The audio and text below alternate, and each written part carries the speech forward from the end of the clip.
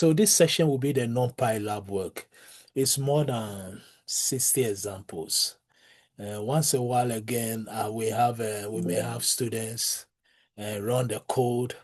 That's okay. I can run the code because I have the code in as a note as a test file also. Right now, this is on the slides. This slides is the screenshot, so I can't run it straight here. But again, if you want me to run I think the beginning here will be very straightforward. But if you want me to run the code, I'll run the code for you. And I have to put a note down. I haven't. This slide I will download. I will upload the slide into the classroom after class today. So let me put it down so I don't forget. Actually, the previous machine learning also, I will upload them. So the first example here, we want to use the NumPy. So as we said earlier, we import NumPy as NP. The goal here is to create a two-dimensional array, which means we have rows and columns. Here, the question said we should create a two-dimensional array with 3 rows and 4 columns. Each row contains a list of integers. So here, they didn't tell us the value, so we make up the values here. So here we use np.array function. And we have the first row, 3, 8, 15, 2, second row, and third row. Now the next code here, so we know already in Python, this pound sign is comment, so yeah, so only this section will execute. So after we create the array, we just print it. So here, the array name is A, so we print A. This is just a string to give us the headline there. So this will be the output of it. So this should be very straightforward. As I said, the beginning of the examples are very straightforward, but later we'll see a little bit complex. So second question, also the same thing, import NumPy as NP. This time, so the same question we had previously, the array that we create. But this time we have a question here. We want to print the dimension of the array. Dimension means the number of rows and columns. So in this case, we have 3 rows, 4 columns. So if we say print, the string here say shape of A, this is the function. The name of the array and the shape.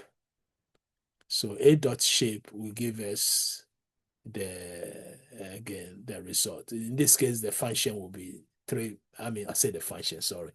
The size, the dimension will be 3 by 4. So 3, always the row come before the column, 3 by 4. Yeah. Let's see 1 or 2 more examples. So here also the same thing. We want to, so we create the same array size again, but here we want to print the number of dimensions.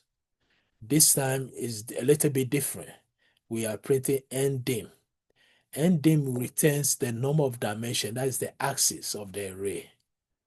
And it's 2 dimension, x and y. So we can see the difference between the two. Here we use shape. The shape function will give us the number of rows and columns, 3 by 4. Shape. Still dimension of array, rows and columns. But here we mean 2D, 3D, 4D, so the axis. And this is 2D because we use a function name ndim, number of dimension. Number of dimension. So dimensions is different from number of dimension. Number of dimension will give you if it's 3 dimension or 2 dimension. Here it's S and Y, so it's 2 dimension too. Previously, dimension will give you the number of rows and the number of columns. Let's see 1 more example. So here we want to print the length of the array. So the length of the array will be the number of rows. So the answer should be 3. We have 1 row, 2 row, 3. Again, we are using the same array that we create in the first question. So here we say print len, the name of the array. So print len A will give us the number of rows. So the number of rows is the length of the array. Then here we want to access, so we are using the same array again. We want to access the second element of the shape tuple, that's index 1. This returns the number of columns in the array. So here we are using shape and 1. So this will give us the number of columns. So the answer will be 4 in the array. Access the second element of the shape tuple. Yeah. So again, as we said earlier, this is more than, let me see. So we have only a minute left. This is over 87 slides, 87. And so hopefully we'll go through some more next week, but I'll post the slide in the classroom. Take a look at them. Also, the book. Can I ask a quick question? Yeah, go ahead. In the last to last slide, where we were printing rows and column together, there is we used /n. Basically, that's we use for changing the rows or changing the lines. Sorry. So why we are using that here? Why we are using? Yeah, I think it's in the slide 4 or 3. Maybe 3. Yeah, so here we are printing /n shape of A. So why we are using /n? I don't understand your question. /n?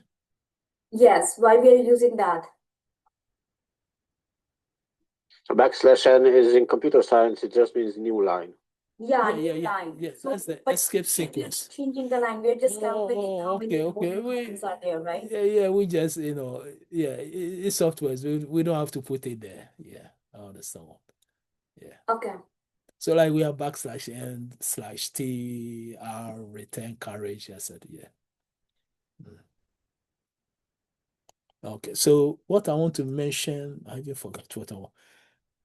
Okay, so yeah. So as we said earlier, let's say if we understand how to use the